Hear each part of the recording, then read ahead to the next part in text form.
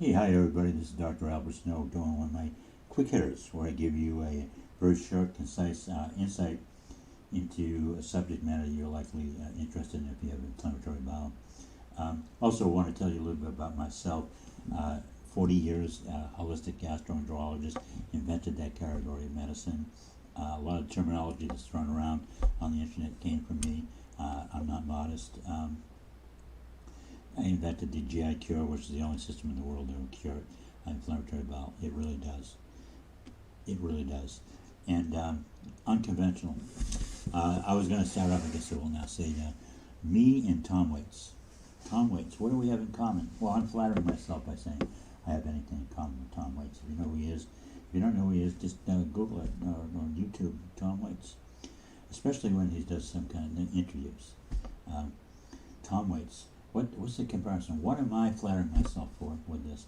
Is that when you hear that a doctor so-and-so was doing a audio course or speaking somewhere, you think of some really stiff bastard or woman who is non-creative, by the book, inside the box, never invented anything as far as medicine goes. It didn't have never had a original thought. Just stiff, man. I'm not that guy. I am who I am before I went to school, during, and after.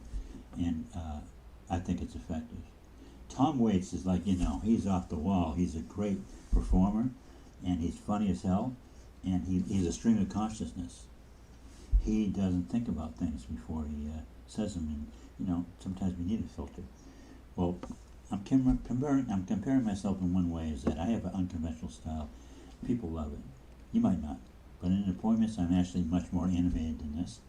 And my style when I write is like this. It doesn't convey as much emotion. People, they say people might not remember what you said, but they remember how you made them feel.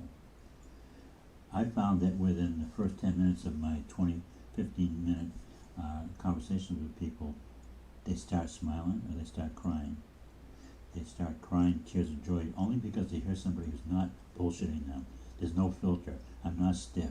I'm not trying to be like a professional. I am professional. I just have my own style of delivering the information.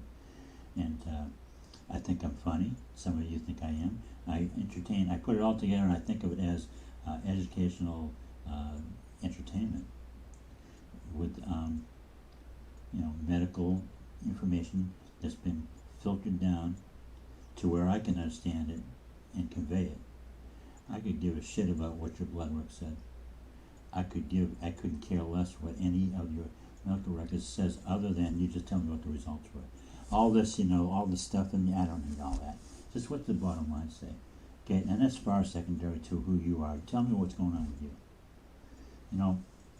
It just reminds me a little bit of basketball player Bill Russell. You might know who he is. A great basketball player, one of the first black players in the NBA, champion. He didn't give autographs. So they said, there's I'm going to say the N-word because I think he wouldn't mind. There's an arrogant nigger. Right? Don't get me, folks. I'm an arrogant nigger, not Bill Russell. Bill Russell's a genius. So he said, I won't sign an autograph, but I'll talk to you for a while. I'm getting emotional because that made a big impression on me because I was a kid. I said, Mr. Russell, sign this. And he said, I won't sign it. He said, but I'll talk to you for a while. And we did. He asked me about me. He asked me about my parents. He never mentioned basketball. 6'9". I'm about 4'8" at that point. He says, what do you want to be when you grow up? What do you like? He asked me all kinds of stuff. Never mentioned himself. Well, I took a little bit about that in that I'm no Bill Russell. But I said, I'm just going to cut out the bullshit. Tell me how you're feeling today. That's all I care about. How are you feeling today? Maybe tomorrow and the next day. How many shits did you take? Was there any blood in it? Was it urgent? Oh yeah, you puked a couple times? Okay, that's all I need to know. I don't need to know what you ate 9 days in a row. I hit one guy My God Almighty! I picked up with him. He told me every morsel he consumed, and how many swigs of water and everything. I said, you know what? I didn't read it, man. I said, I saw the date all the way up to yesterday. I said, I just want to know how you're doing today and yesterday. This stuff's old news. You know, they come to me with the blood work that was in March, and I'm like, you know, all you do with blood work, you capture the second, not just the minute. You capture the second. You got to ask somebody what they're doing now. The people at they go to med school, including holistic med school, they're not taught about symptoms. They're talking about data. They're taught about data. If you put them in a room with a patient and said you can't refer to data, you have to ask them how they're doing, talk to them, and convert their symptoms into a medical strategy, they piss their pants. They cry. They'd shake. These are talented, smart people, don't get me wrong, but they don't do what I do. I read body language. Language is what the body's telling us in the form of symptoms. And I have to reinvent that every time I talk to you. I might talk to you 100 times in the course of my treatment, and I have to start over. Every time I say, okay, today he has this, today he has that, today he has that. So the similar situation with Bill Russell telling me, I just want to know how you're doing. I took that and converted it into my own way, you know, where I say, how you doing? I want to talk to you for a few minutes. I don't want to read data to you. You know what I mean? I don't want you to read the, you know, here's another one. They, without asking me, they send me pictures of their hemorrhoids. Hey, one guy, you know, I said twice, I said, listen, man, you don't send me a picture of your butt anymore. I don't want to see your hemorrhoid. You know, you're lucky I'll treat you at all. Don't do that. I said, well, matter of fact, I'm going to fine you like $100,000. Probably told him $50. But, so he said, I'm sorry, man. You know, I said, don't let it happen again. So about a year goes by, I hadn't thought of him at all, and I get a email with a clip in it. You know, you try obviously not to click on these files, but I knew his name. I said, "We'll see how he's doing." It said, my new puppy. So I said, okay, who can resist really? You know, I know the guy. I'll look at his puppy so I can be courteous and say, hey, it's a beautiful dog. Open it up to see the puppy, and there was his hemorrhoid. That's what I do for a living in terms of that's what I get. And I don't want to get that. I don't want to read about your butt. I don't want to hear what the doctor said about your butt. Maybe in a report, the last sentence, to get their opinion. You know, usually in the last sentence in a report, they'll talk like a human. But I don't care what it said last month. That's ancient history. A week ago is ancient history. You know, I go back a little bit and say, well, were you always like this? Like if someone says they're celiac, they can't digest wheat or gluten, I'll say, well, were you celiac when you were 2 years old, 1 year old, from the beginning? I'll do it that way. But I don't care about what you ate on Wednesday, okay? I care about what's going on today. And I'd rather talk to you on that basis and then read some report. Are you kidding me? No wonder, as far as gastroenterology, you know, you might see a doctor twice a year. There's no real conversation there. And how's someone going to heal somebody seeing them twice a year?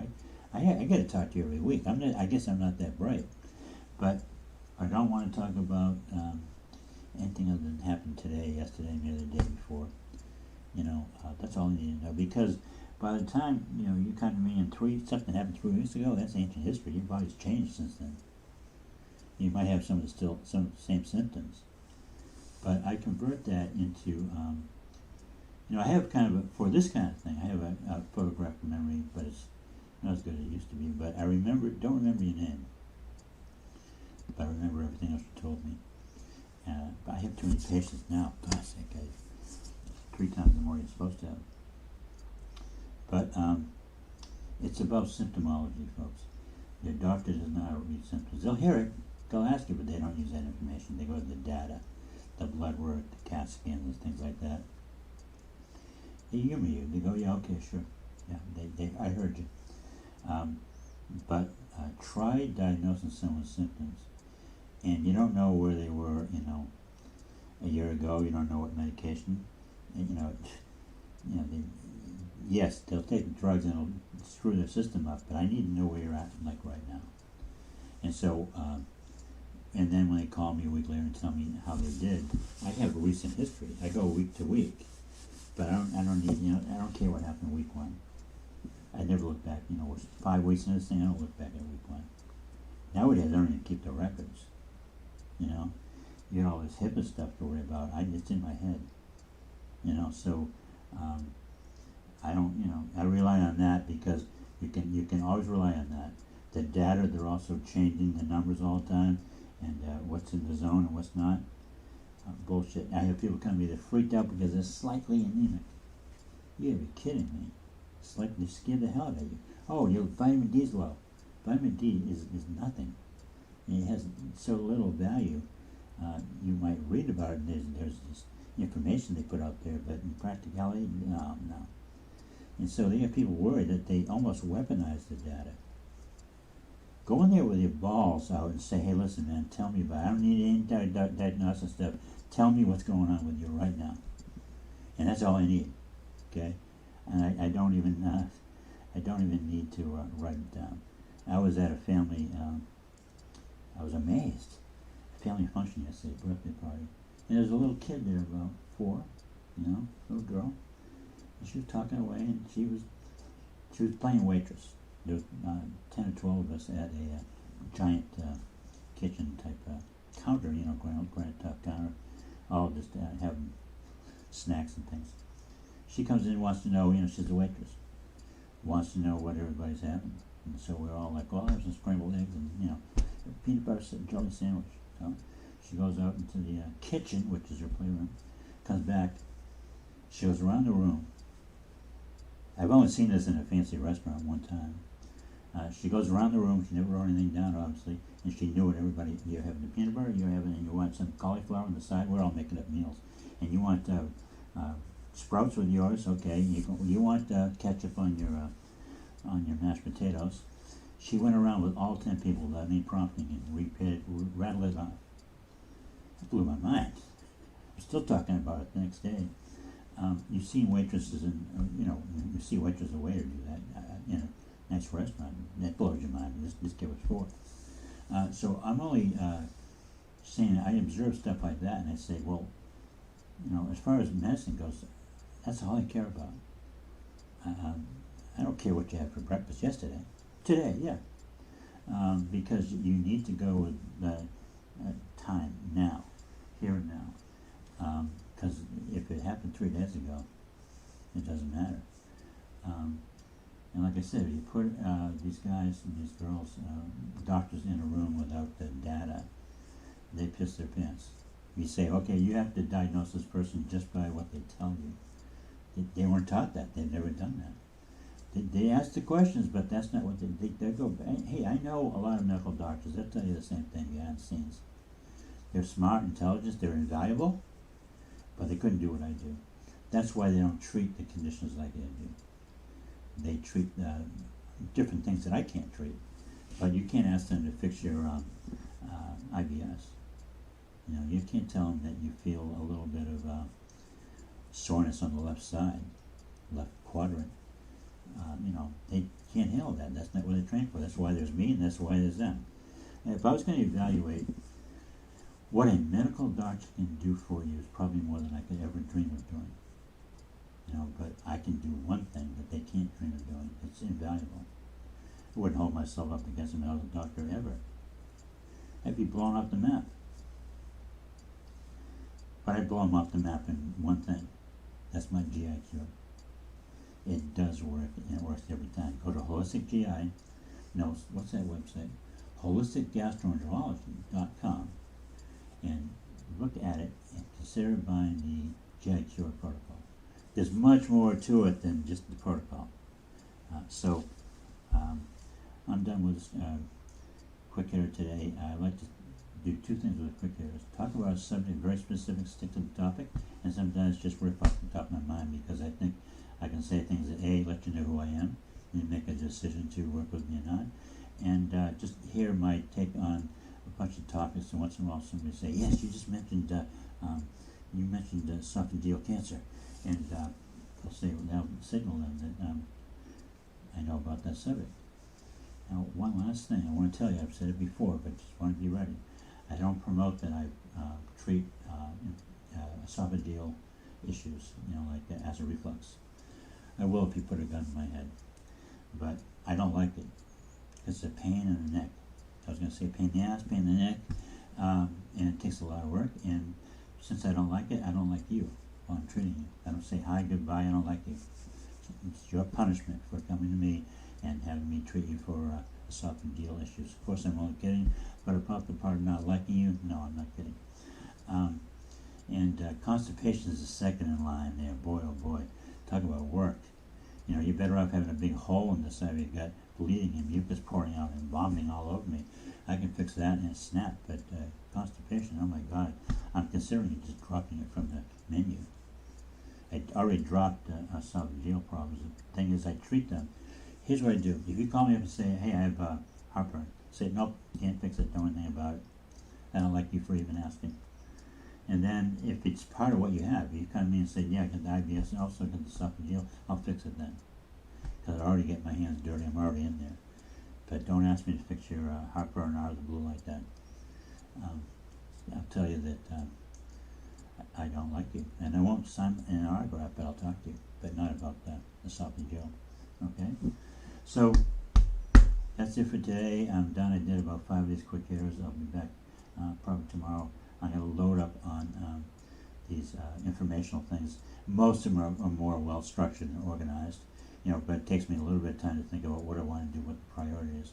So in between, I just do the quick hitters, and sometimes I ramble. If you don't like it, don't listen to it. All right? So long.